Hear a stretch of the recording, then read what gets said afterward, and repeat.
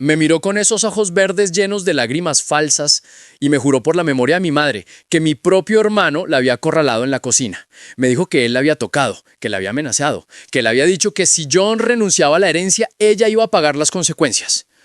Durante 8 meses viví con un odio negro en el pecho, un odio que me consumía, pensando que mi sangre, mi propia familia era capaz de tal monstruosidad. Me peleé con todos, demandé a mi hermano, gasté una fortuna en seguridad, todo para protegerla a ella.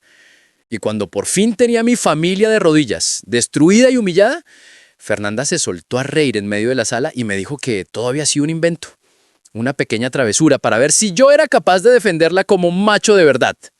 En ese momento supe que el enemigo no estaba afuera. El verdadero demonio dormía en mi cama todas las noches. Todo comenzó el día que el abuelo falleció. En una ciudad como Bogotá, donde las apariencias lo son todo y el dinero viejo se respeta más que la ley, la muerte del patriarca de la familia Linares fue el evento del año. Yo, Cristian, siempre fui la oveja negra. No porque fuera malo, sino porque nunca quise participar en la hipocresía de mis tíos y mis primos. Yo prefería mi taller de motos en el barrio 7 de agosto, con las manos llenas de grasa, que las cenas estiradas en el club El Nogal. Pero el abuelo sabía quién era quién. Y en su testamento, para sorpresa y horror de toda la familia, me dejó a mí, y solo a mí, la hacienda La Esperanza y las acciones mayoritarias de la constructora. El día de la lectura del testamento, el aire en la oficina del notario se podía cortar con un cuchillo. Mi hermano mayor Julián estaba rojo de ira. Mis tíos murmuraban maldiciones. Y a mi lado, apretándome la mano con una fuerza que parecía apoyo, pero que ahora reconozco como posesión, estaba Fernanda. Ella era hermosa, de esa belleza fina y calculada que abre puertas, pero siempre tuvo una obsesión enfermiza con el estatus. Cuando el abogado leyó mi nombre, sentí como el cuerpo de Fernanda vibraba. No de amor, no de orgullo por mí. Vibraba como un depredador que acaba de oler sangre fresca. La guerra estalló esa misma tarde. Julián me gritó en el parqueadero que yo no merecía nada, que era un mecánico sucio que iba a arruinar el legado familiar. Me amenazó con impugnar el testamento, con destruirme legalmente. Yo estaba tranquilo. Tenía a Fernanda. O eso creía. Le dije que no importaba, que nosotros podíamos con todo. Ella me sonrió, me besó y me dijo que siempre estaría a mi lado, que éramos un equipo contra el mundo. Qué ingenuo fui. No sabía que ella ya estaba escribiendo su propio guión. Uno donde yo era solo el títere que firmaba los cheques. Las semanas siguientes fueron un infierno legal. Pero lo peor estaba por venir. Fernanda empezó a actuar raro. Llegaba a casa nerviosa, mirando por las ventanas, sobresaltándose con cada ruido. Cuando le preguntaba qué pasaba, me decía que sentía que la seguían, que había visto el coche de Julián rondando nuestro apartamento. Yo, cegado por el instinto de protección, contraté seguridad privada. Le dije que no saliera sola. Mi paranoia empezó a crecer. Y entonces llegó la noche que marcó mi perdición. Llegué al apartamento tarde, empapado por la lluvia eterna de la capital. Encontré a Fernanda en el suelo del baño, temblando, con el maquillaje corrido y la ropa desordenada. Me acerqué corriendo, el corazón se me salía del pecho. Le pregunté qué había pasado. Ella no hablaba, solo lloraba con esos hipidos que te rompen el alma. Finalmente, entre sollozos, soltó la bomba. Me dijo que Julián había entrado, que había usado una llave maestra o que alguien la había dejado entrar. Me dijo que la acorraló contra la nevera, que le apretó los brazos hasta dejarle marcas y que intentó besarla a la fuerza. Me dijo que Julián le susurró al oído que ella era demasiado mujer para un perdedor como yo, y que si quería disfrutar del dinero, debería irse con el hermano correcto. Sentí como la visión se me nublaba de rojo. Una furia primitiva se apoderó de mí. No era solo la herencia, no era solo el dinero, era mi mujer. Mi hermano había cruzado la línea sagrada. Quise salir en ese mismo instante a buscar a Julián y matarlo a golpes. Fernanda me detuvo, aferrándose a mis piernas, rogándome que no hiciera nada estúpido, que Julián era peligroso, que tenía contactos, que nos podían hacer daño. Me manipuló con el miedo. Me dijo que la única forma de estar seguro será destruirlo legalmente, quitarle todo, dejarlo en la calle, que esa sería la verdadera venganza. Y así lo hice. Durante los siguientes 8 meses, dediqué cada segundo de mi vida, cada peso de mi herencia, a destruir a mi propio hermano. Mis abogados fueron despiadados. Usé la influencia de las nuevas acciones para bloquear sus negocios, para cerrarle el crédito en los bancos, para manchar su reputación. Yo estaba poseído. No dormía. Bajé de peso. Mi vida se redujo a revisar documentos y a cuidar a Fernanda, que seguía interpretando el papel de víctima aterrorizada a la perfección. Cada vez que yo flaqueaba, cada vez que pensaba en buscar una tregua por el bien de la familia, ella me recordaba esa noche. Me decía: acuérdate de sus manos sobre mí, Cristian. Acuérdate de lo que me hizo. Y mi odio se recargaba. Me aislé de todos. Mis tíos me llamaban para pedir paz, para decirme que Julián estaba deprimido, que estaba perdiendo su casa, que su esposa lo había dejado por la ruina financiera. Yo les colgaba. Para mí, ellos eran cómplices de un monstruo. Fernanda se encargaba de filtrar las llamadas, de borrar mensajes, de mantenerme en una burbuja donde solo existíamos ella y yo. Ella era mi reina, mi mártir, la mujer que sufría por mi culpa. Yo me sentía culpable por haberla metido en esa familia de locos. Le compré joyas, le di acceso total a las cuentas, le puse un coche blindado. Todo era poco para compensar su sufrimiento. El clímax llegó un viernes por la noche. Mis abogados me llamaron para decirme que Julián se había rendido. Había firmado un acuerdo donde renunciaba a cualquier reclamo sobre la constructora a cambio de que yo detuviera las demandas que lo estaban llevando a la cárcel. Habíamos ganado. Había destruido a mi hermano por completo. Llegué a casa con una botella de champán, esperando celebrar con Fernanda, esperando ver por fin una sonrisa de alivio en su rostro, esperando que el miedo desapareciera de sus ojos. Pero lo que encontré fue muy distinto. Fernanda estaba en la terraza, hablando por teléfono, riendo a carcajadas, una risa que yo no había escuchado en casi un año. Me detuve en la puerta de cristal observándola. Se veía relajada, feliz, con una copa de vino en la mano. Cuando notó mi presencia, colgó rápido, pero no con miedo, sino con esa molestia de quien es interrumpido. Entré y le di la noticia. «Ganamos, amor. Julián firmó. Ya nadie te va a hacer daño». Ella me miró, dejó la copa en la mesa y soltó un suspiro, largo como de aburrimiento. Luego me dijo las palabras que congelaron mi sangre. Me dijo: «Ay, Cristian, qué intenso eres. Por fin se acabó todo este drama. Ya me estaba cansando de actuar». Me quedé paralizado. Le pregunté a qué se refería. Ella se acercó a mí, me acarició la mejilla con una frialdad que me dio asco y me dijo que Julián nunca la tocó, que nunca vino al apartamento esa noche, que todo el cuento del ataque, del acoso, de las amenazas, fue mentira. Mi cerebro no procesaba la información. Sentí un zumbido en los oídos. Le pregunté por qué. ¿Por qué inventar algo así? ¿Por qué hacerme odiar a mi hermano hasta el punto de destruirlo? Ella se encogió los hombros y me dijo con total naturalidad que necesitaba saber si yo tenía los pantalones bien puestos. Dijo que cuando recibí la herencia me vio muy blando, muy dispuesto a compartir con mi familia y que ella no iba a permitir que unos parásitos se quedaran con nuestro dinero. Que necesitaba un hombre capaz de ir a la guerra por ella, capaz de quemar su propia sangre si era necesario. Dijo que fue una prueba de lealtad. Y luego, con una sonrisa cínica, remató diciendo: «Fue solo una broma estratégica, mi amor, una mentirita para abrirte los ojos y mira, funcionó. Ahora todo es nuestro y Julián está fuera del mapa. Deberías agradecerme». Agradecerle. Quería que le agradeciera. Retrocedí 2 pasos sintiendo como el suelo se abría bajo mis pies. Todo había sido una farsa. Mi sufrimiento, mi insomnio, la destrucción de mi familia, todo orquestado por esta mujer que ahora me miraba esperando un aplauso. Me di cuenta de que no estaba frente a mi novia, estaba frente a un monstruo calculador que había jugado con mi mente como si fuera plastilina. Pero lo más aterrador no fue la confesión. Lo más aterrador fue que en ese momento, mientras la miraba, me di cuenta de que ella lo estaba loca. Ella era malvada. Había una diferencia. Y lo peor es que todavía no había terminado conmigo. En ese instante de claridad absoluta, algo se rompió dentro de mí, pero no fue mi corazón, fue mi conciencia. Esa parte de mí que siempre quiso ser bueno, justo y noble murió en esa terraza bajo la lluvia de Bogotá. La miré y en lugar de gritar, en lugar de estrangularla ahí mismo como me pedía el cuerpo, forcé una sonrisa. Una sonrisa muerta. Le dije que tenía razón, que era una genio, que gracias a ella ahora éramos dueños de todo sin competencia. Ella aplaudió, encantada de que yo hubiera entendido su lógica retorcida. Me abrazó y yo sentí el frío de su piel, el perfume que antes me enamoraba y que ahora me olía a traición. Pero la historia no terminó ahí. Fernanda, envalentonada por mi supuesta aceptación, decidió que ya no necesitaba ocultar su verdadera naturaleza. Unos días después llegó con otro cuento. Esta vez no era sobre violencia. Era sobre dinero. Me dijo que había recibido una llamada de un supuesto hijo ilegítimo del abuelo que venía a reclamar la hacienda. Yo la vi mentir. La vi armar la historia, vi cómo le brillaban los ojos al inventar los detalles. Esta vez ya no le creí nada, pero fingí que sí. Fingí pánico. Le pregunté qué debíamos hacer. Ella, muy servicial, me trajo una solución inmediata.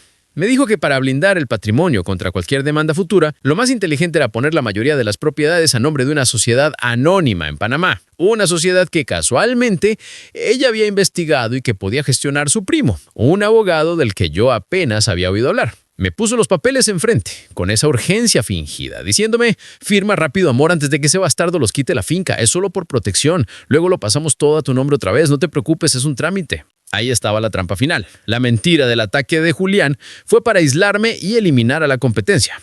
Esta nueva mentira del hijo ilegítimo era para robarme. Ella quería que yo traspasara todo su control voluntariamente, usando el miedo como motor. Mire los papeles, mire su cara de ansiedad disimulada. Recordé los 8 meses de infierno. Recordé a mi hermano arruinado y tomé una decisión. Iba a firmar, pero no los papeles que ya creía. Le dije que necesitaba un día para revisar todo con calma, que estaba muy alterado. Ella se molestó, intentó presionarme, dijo que no había tiempo, que era urgente. Yo mantuve la calma, usé sus propias armas. Le dije, Fernanda, mi amor, confío en ti ciegamente, pero quiero hacerlo bien para que nadie nos pueda tocar. Dame solo esta noche, mañana a primera hora firmamos todo lo que tú quieras, te lo prometo. Eres la dueña de mi vida. Ella se relajó, satisfecha, creyendo que ya tenía la victoria en el bolsillo. Me dio un beso en la frente, como si fuera un niño obediente, y se fue a dormir, soñando seguramente con los millones que iba a tener a su nombre al día siguiente. Esperé a que se durmiera profundamente. A las 3 de la mañana me levanté en silencio. Fui a su bolso. Saqué su celular. Necesitaba pruebas. Necesitaba saber hasta dónde llegaba la madriguera del conejo. Su clave era la fecha de nuestro aniversario. ¡Qué ironía! Entré a WhatsApp. Lo que encontré me hizo querer vomitar, pero al mismo tiempo me dio la gasolina que necesitaba para lo que venía. No solo hablaba con su primo, el abogado, hablaba con Julián, mi hermano, el mismo hermano que supuestamente le había atacado, el mismo hermano que yo había destruido. En los mensajes, Julián y ella se reían de mí. El idiota se creyó todo lo del ataque, escribía ella. Ya casi lo tengo listo para firmar el traspaso. Aguanta un poco más y nos repartimos todo. La hacienda es nuestra, respondía él. Me quedé helado, leyendo la pantalla en la oscuridad. Todo había sido un teatro. Julián no era la víctima de mi furia, era el cómplice.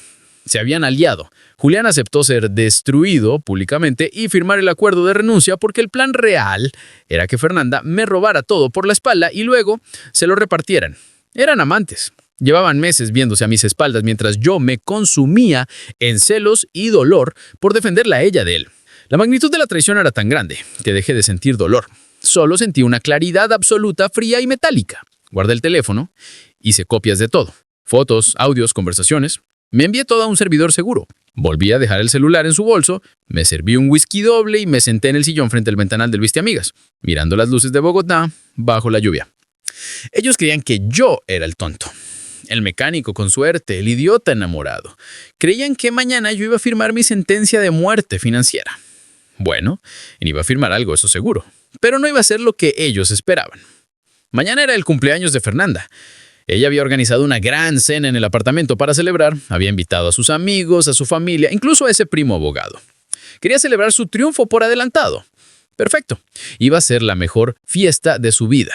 Iba a darle el regalo que se merecía. Tenía 12 horas para preparar el escenario. 12 horas para convertir su victoria en su funeral social. Bebí el último trago de whisky y sentí cómo el líquido quemaba mi garganta, despertando al verdadero Cristián, el que había sobrevivido en las calles del 7 de agosto, el que no perdonaba. La guerra no había terminado, apenas estaba empezando. La mañana de su cumpleaños, Fernanda se despertó con una sonrisa de depredadora satisfecha. Me besó con esa pasión fingida que ahora me daba arcadas y me preguntó si ya tenía listos los papeles para la firma. Yo la miré, con los ojos hinchados de no haber dormido, pero con la mente más clara que nunca, y le dije que sí. Le dije que era el mejor regalo que podía darle, mi confianza absoluta y el control de mi patrimonio. Ella chilló de alegría, saltando en la cama como una niña pequeña, sin saber que estaba celebrando su propia ejecución pública.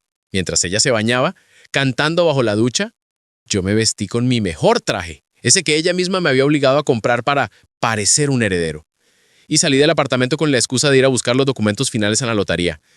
Pero no fui a la notaría de su primo. Fui al 7 de agosto, a mi antiguo barrio, al taller de Don Lucho, un viejo amigo que conocía los bajos fondos de Bogotá mejor que nadie. Necesitaba algo más que papeles legales. Necesitaba tecnología. Le pagué a un conocido experto en seguridad informática para que hiciera un trabajo rápido y sucio. Le di acceso a mi nube, donde había guardado todas las conversaciones, los audios humillantes y las fotos que había sacado del celular de Fernanda esa madrugada. Le dije que necesitaba un video profesional, editado con música romántica al principio, pero que luego se transformara en una película de terror psicológico. Le dije que lo necesitaba para esa misma noche, listo para proyectarse en la pantalla gigante que Fernanda había alquilado para su fiesta. Regresé al apartamento con una carpeta de cuero bajo el brazo. Dentro no estaban los traspasos de la hacienda a la Sociedad Fantasma de Panamá. Dentro había algo mucho más devastador. Copias impresas de sus chats con Julián y una demanda por fraude procesal y tentativa de estafa que mi nuevo abogado, un tiburón que contraté esa misma mañana pagándole el triple, ya había radicado en secreto en la fiscalía. Pero Fernanda no necesitaba saber eso todavía. Cuando llegué, el apartamento era un caos de organizadores de eventos, flores importadas y camareros preparando bandejas de comida fina. Fernanda estaba dando órdenes, sintiéndose la dueña del mundo. Al verme, corrió hacia mí y me arrebató la carpeta de las manos. Quiso abrirla ahí mismo. La detuve con suavidad, poniéndole una mano sobre la tapa. Le dije con voz seductora que no, que ese era mi regalo especial y que quería dárselo delante de todos en el momento del brindis para que todos vieran cuánto la amaba y cómo confiaba en ella. Sus ojos brillaron con codicia. Le encantaba el espectáculo. Le encantaba la idea de humillarme públicamente aceptando mi rendición financiera frente a la élite bogotana. Aceptó encantada y corrió a guardarse la carpeta en su caja fuerte, pensando ahí dentro estaba la llave de mi fortuna. La noche cayó sobre Bogotá, fría y lluviosa como siempre. Pero dentro del penthouse el ambiente ardía. Llegaron todos, mis tíos hipócritas que me saludaban con palmadas falsas en la espalda, los amigos interesados de Fernanda, el primo abogado con su traje brillante y su mirada escurridiza. Y por supuesto, llegó él, Julián, mi hermano.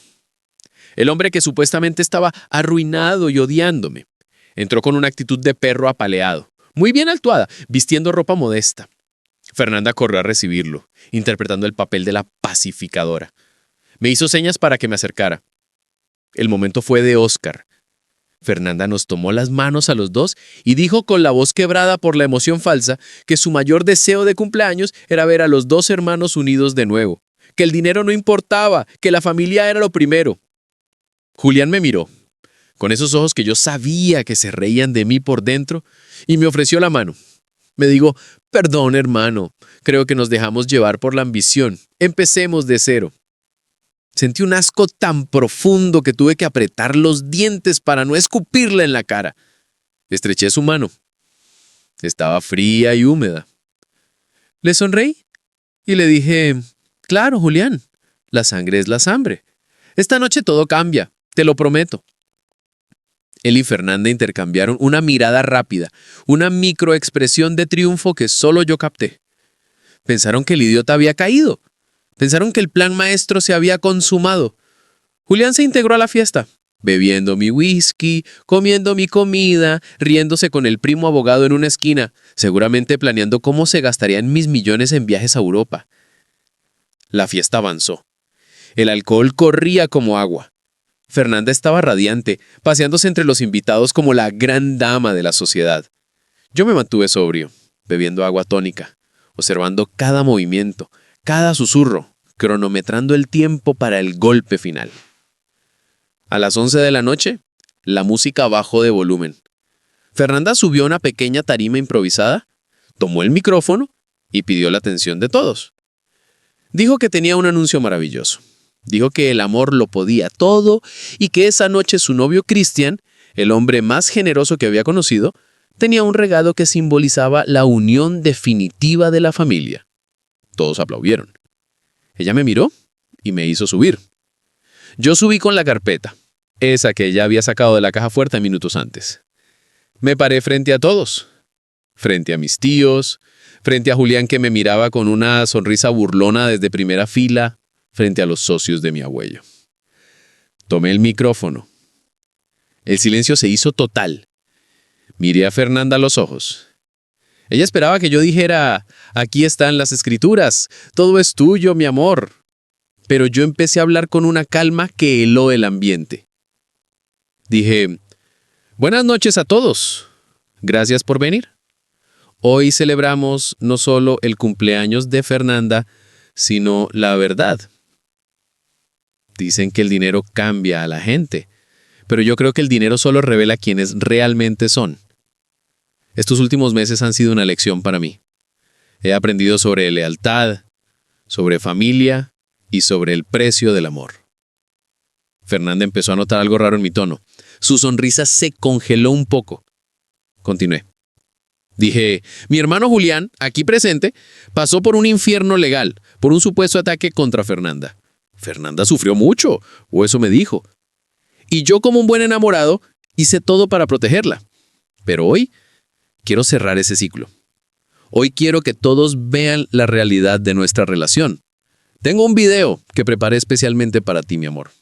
Un recordatorio de todo lo que hemos vivido. Pero la relajó de nuevo, pensando que era un video romántico cursi. Hizo una señal al técnico para que diera play. Las luces se apagaron. En la pantalla gigante apareció una foto nuestra en la playa, sonriendo. Música suave de piano empezó a sonar. La gente soltó un "au" colectivo. Fernanda me abrazó por la cintura, recostando su cabeza en mi hombro, susurrándome, «Ya casi dame los papeles». Pero entonces, la música se detuvo con un chirrido de disco rayado. La pantalla se fue a negro por un segundo, y lo que apareció después no fue una foto romántica, fue una captura de pantalla gigante de WhatsApp. La fecha era de hacía 3 días. El nombre del contacto era Julián, mi amor, con un emoji de corazón, pero no era mi número, era el de mi hermano. El texto en la pantalla, en letras gigantes y legindes para toda la sala, decía, el imbécil del mecánico ya se tragó el cuento del hijo ilegítimo. Mañana firma toda la sociedad de Panamá. Aguanta un poco más, bebé. En cuanto tengas la firma, nos largamos y dejamos a ese perdedor en la calle.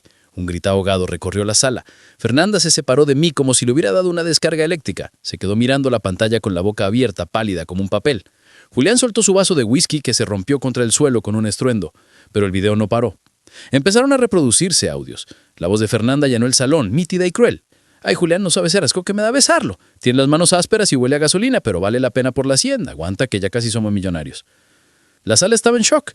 Nadie respiraba. Mis tíos miraban a Julián con horror. Los amigos de Fernanda la miraban como si fuera un monstruo. Ella intentó correr hacia el técnico para apagar el proyector, gritando, «¡Apágalo! ¡Es mentira! ¡Es un montaje!». Pero yo la agarré del brazo, no con violencia, sino con firmeza. La obligué a quedarse ahí, bajo la luz del proyector que ahora mostraba una foto de ellos dos besándose en un motel con la fecha y hora estampada, la misma noche que ella supuestamente estaba llorando por el ataque de Julián. Le acerqué el micrófono a la boca mientras ella temblaba incontrolablemente. Le dije, delante de todos, «¿Es un montaje, Fernanda?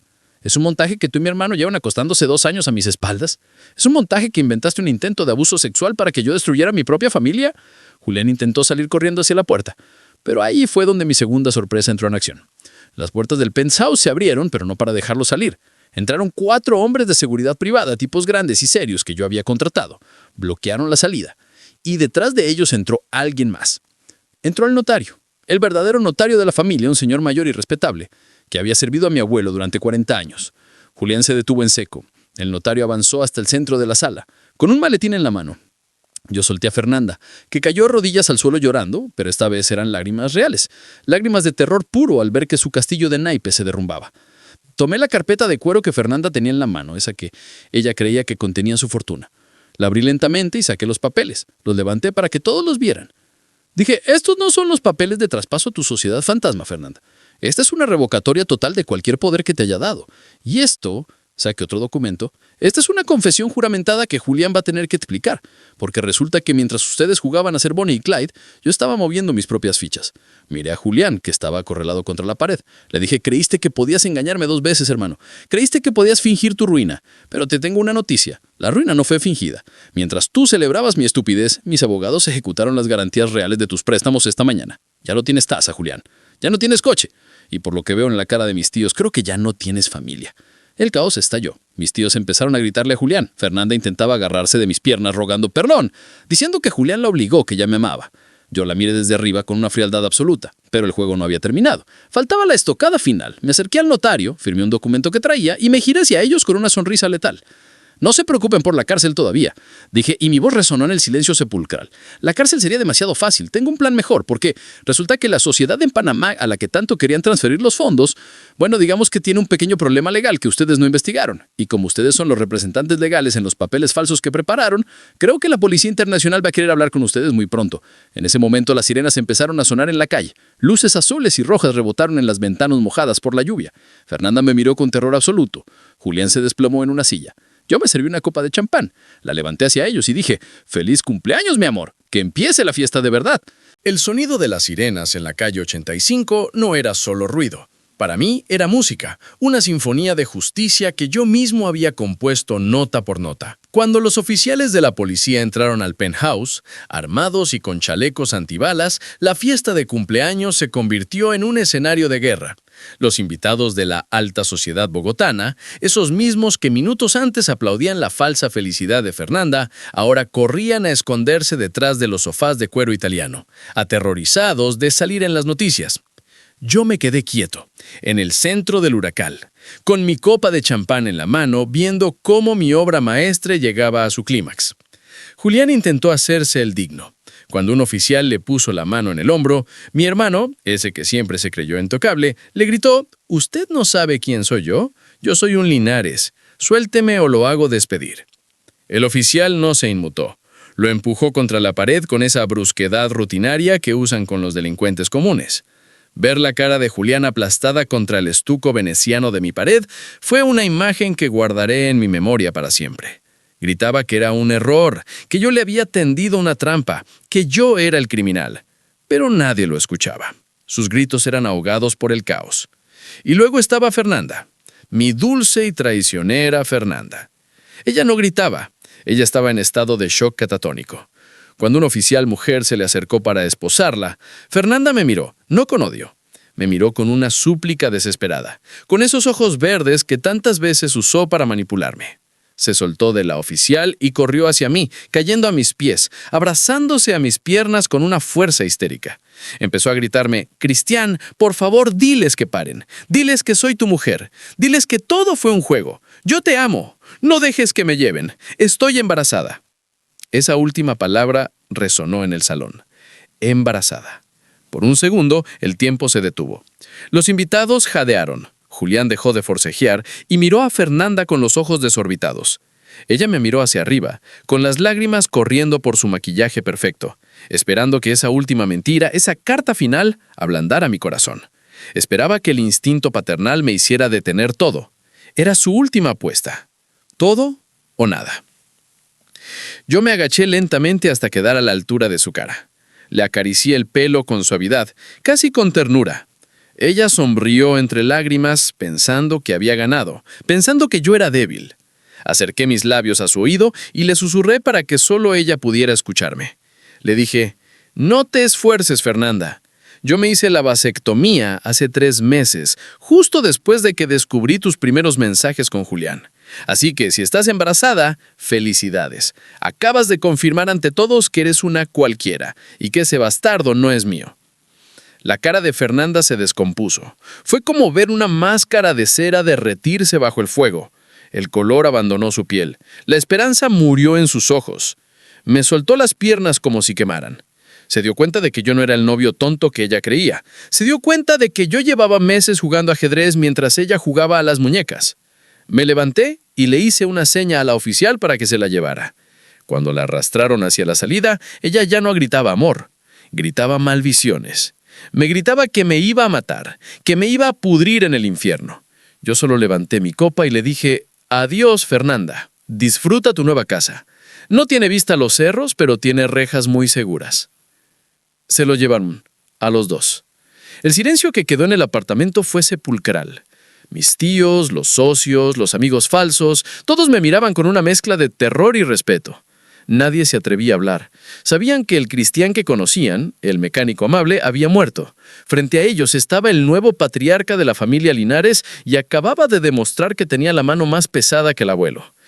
Me acerqué al notario, que seguía imperturbable en medio del salón, y le dije en voz alta para que todos escucharan: «Señores, la fiesta se acabó. Por favor, retírense. Mañana a primera hora mi equipo legal los contactará para reestructurar la empresa. Buenas noches». Salieron en fila india, cabizbajos, sin decir una palabra. Me quedé solo en mi penthouse, rodeado de copas a medio terminar y restos de pastel. Me acerqué al ventanal y miré la lluvia caer sobre Bogotá. Sentí una paz extraña, no felicidad, sino la satisfacción del deber cumplido. Pero la historia no terminaba ahí. Había un último cabo suelto, un último secreto que ni siquiera Fernanda y Julián conocían y que hacía que mi venganza fuera perfecta. Al día siguiente fui a visitarlos a la estación de policía antes de que los trasladaran a la cárcel La Modelo y El Buen Pastor. Estaban en celdas separadas, pero pedí verlos juntos en una sala de interrogatorio. Tenía el poder y el dinero para exigir eso. Cuando entraron se veían destruidos. Julián tenía el labio roto, seguramente por bienvenida de otros presos. Fernanda tenía el vestido de fiesta rasgado y sucio. El rímel corrido le daba un aspecto de fantasma. No se miraron entre ellos. El amor de amantes se acaba rápido cuando el barco se hunde. Me senté frente a ellos. Puse una carpeta sobre la mesa de metal. Les dije que venía a explicarles exactamente por qué iban a pasar los próximos 20 años encerrados. Julián, con un resto de arrogancia, me dijo que sus abogados me iban a destrozar, que el fraude procesal era excarcelable. Y yo me reí. Una risa seca que rebotó en las paredes grises. Les expliqué la verdad, les dije que la trampa no era el fraude, la trampa era la sociedad panameña. Les conté que esa sociedad de inversiones Horizonte no la había creado yo, la había creado el abuelo hace 30 años. Era una sociedad fantasma que el viejo usaba para operaciones muy grises, operaciones que involucraban lavado de activos de gente muy peligrosa en la década de los 90.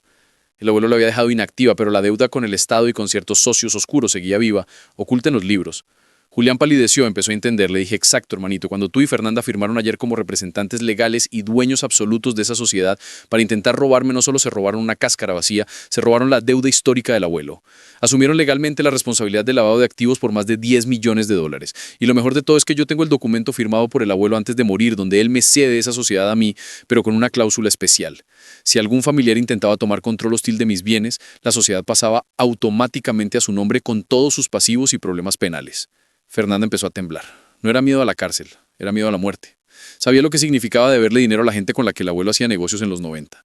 Les dije que yo ya había enviado copia de la nueva estructura accionaria a la fiscalía y, por error, a ciertos contactos en el bajo mundo que buscaban cobrar esa vieja deuda. Les dije, ahora no solo son criminales para el Estado, ahora son deudores de la mafia y créanme, en la cárcel van a estar más seguros que afuera, aunque no les garantizo que duren mucho tiempo vivos allá adentro. Julián se puso a llorar, lloraba como un niño, pidiéndome perdón, diciendo que él era mi sangre. Fernanda se tiró al suelo tratando de besar mis zapatos, ofreciéndome hacer lo que fuera, ser mi esclavo, afirmar lo que sea. Yo retiré los pies con asco, me levanté y caminé hacia la puerta. Antes de salir me giré y les di el golpe final, la última pieza del rompecabezas. Les dije, ¿saben qué es lo más gracioso de todo esto? Que el abuelo lo sabía. El abuelo sabía que tú, Julián, eras un traidor y que tú, Fernanda, eras una cazafortunas. Él no me dejó la herencia porque yo fuera su favorito, me la dejó porque sabía que yo era el único capaz de limpiar la casa. En su testamento había una carta sellada que solo podía abrir si ustedes me traicionaban. Esa carta tenía las instrucciones de la sociedad panameña. El abuelo me preparó el arma, yo solo tuve que esperar a que ustedes se pusieran frente al cañón. Salí de la sala de interrogatorios escuchando sus gritos desesperados a mis espaldas. Gritos de dos ratas que se dan cuenta de que la trampa no tenía salida.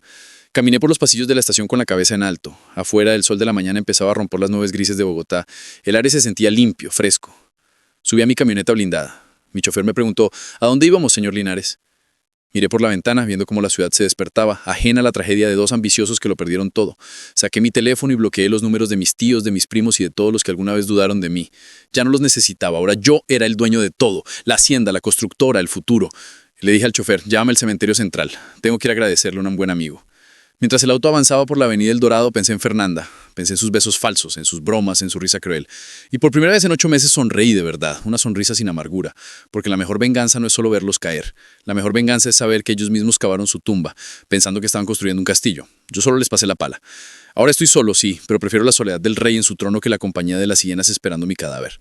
La lección la aprendí con sangre. En este mundo, la familia no es la que lleva tu apellido, en la que nunca te apuñala por la espalda. Y si lo hacen, asegúrate de que el cuchillo que usen sea el mismo con el que les cortes la canela.